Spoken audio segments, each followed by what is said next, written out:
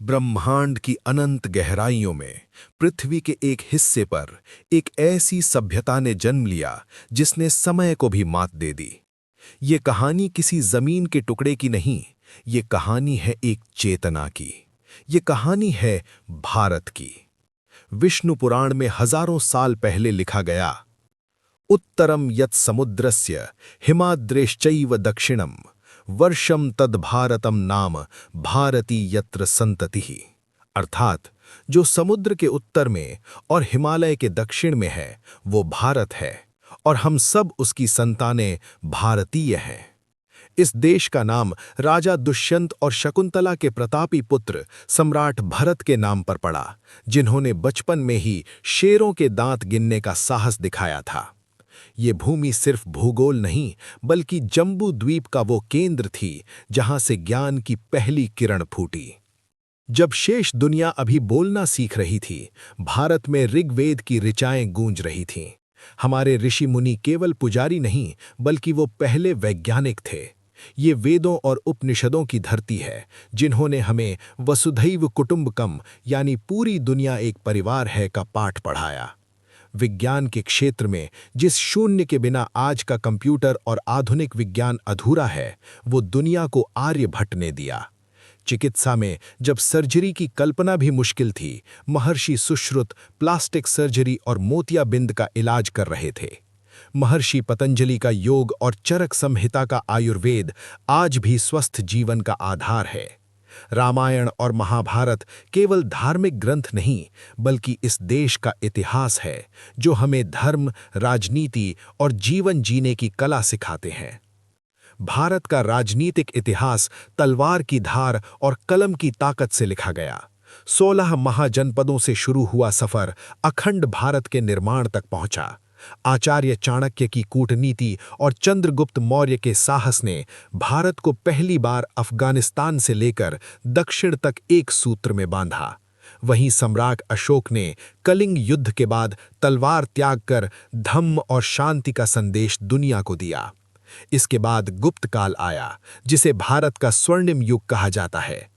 कालिदास का साहित्य, वराह मिहिर का खगोल विज्ञान और अजंता एलोरा की कला इसी दौर की देन है। दक्षिण भारत में चोल साम्राज्य ने अपनी शक्तिशाली नौसेना के दम पर पूरे दक्षिण पूर्व एशिया तक भारतीय संस्कृति का परचम लहराया, तो विजयनगर साम्राज्य के राजा कृष्णदेव राय ने शौर्य और कला का अद्भुत संगम पेश किया। लेकिन कहा जाता है कि जहां रोशनी होती है वहां तूफान भी आते हैं। भारत की समृद्धि ने दुनिया को ललचाया। सिकंदर से लेकर शकों और हूणों तक कई आक्रमणकारी आए। फिर 8वीं शताब्दी के बाद इस्लामिक आक्रमण शुरू हुए और दिल्ली सल्तनत और मुगलों का दौर आया। इस दौरान भारत ने बहुत कुछ सहा। मंदिर टूटे, नालंदा जैसे विश्वविद्यालय जले, लेकिन भारत की आत्मा नहीं मरी। महाराणा प्रताप का संघर्ष, छत्रपति शिवाजी महाराज की छापामार रणनीति और गुरु गोविंद सिंह जी का 1.25 लाख से एक लड़ाऊं का जज्बा ये सबूत थे कि भारत झुकने को तैयार नहीं था। इसी दौर में कबीर, नानक, मीरा और सूफी संतों ने प्रेम और भक्ति के जरिए समाज को जोड़े रखा और गंगा जमुनी तहजीब को जन्म दिया। फिर आए अंग्रेज, व्यापार करने के बहाने। उन्होंने फूट डालो और राज करो की नीति से भारत को बेड़ियों में जकड़ लिया। भारत की दौलत लूटी गई, लेकिन राख के नीचे चिंगारी सुलग रही थी। 1857 में मंगल पांडे और रानी लक्ष्मीबाई ने विद्रोह का पहला बिगुल भुनभुलाया। इसके बाद भगत सिंह, चंद्रशेखर आजाद और सुभाष चंद्र बोस जैसे क्रांतिकारियों ने अपनी जवानी कुर्बान कर दी। नेताजी की आजाद हिंद फौज ने ब्रिटिश साम्राज्य की नींव हिला दी। दूसरी तरफ महात्मा गांधी ने सत्य और अहिंसा के हथियार से दुनिया के सबसे बड़े साम्राज्य को घुटने टेकने पर मजबूर कर दिया। 15 अगस्त 1947 की रात भारत ने अपनी नियति से साक्षात्कार किया, हालांकि इसकी कीमत हमें विभाजन के रूप में चुकानी पड़ी। आजादी के बाद सबसे बड़ी चुनौती थी 500 से अधिक रियासतों को एक करना, जिसे लौह पुरुष सरदार वल्लभ भाई पटेल ने पूरा किया। इसके बाद डॉक्टर भीमराव अंबेडकर के नेतृत्व में भारत का संविधान तैयार हुआ, जिसने भारत को एक गणराज्य घोषित किया। ये दुनिया का सबसे बड़ा लोकतंत्र बना। यहाँ 22 आधिकारिक भाषाएं हैं, हजारों बोलियां हैं।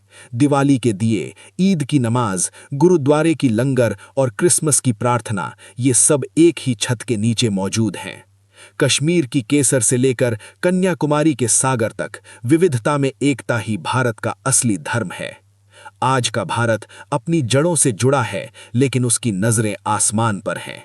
ये वो भारत है जो मंगल ग्रह पर पहले प्रयास में पहुंचता है और चंद्रयान को चंद्रमा के दक्षिणी ध्रुव पर उतारकर इतिहास रचता है।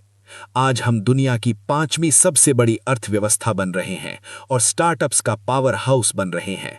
डिजिटल क्रांति में यूपीआई जैसी तकनीक से भारत का आम आदमी भी विश्व के साथ कदम ताल कर रहा है। आज भारत ग्लोबल वार्मिंग, आतंकवाद और शांति के मुद्दों पर दुनिया का नेतृत्व कर रहा है। योग और आयुर्वेद को आज पूरी दुनिया अपना रही है। भारत केवल एक राष्ट्र नहीं, ये एक राष्ट्र पुरुष है।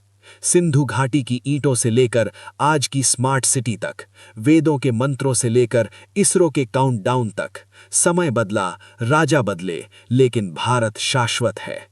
हम वो लोग हैं जो पत्थर में भी भगवान देखते हैं, नदियों को माँ कहते हैं और पेड़ों को पूजते हैं। यही हमारी शक्ति है, यही हमारी पहचान है। ये भारत की कहानी है जो अभी खत्म नहीं हुई है, बल्कि एक नए और गौरवशाली अध्याय की शुरुआत कर रही है। जय हिंद, जय भारत।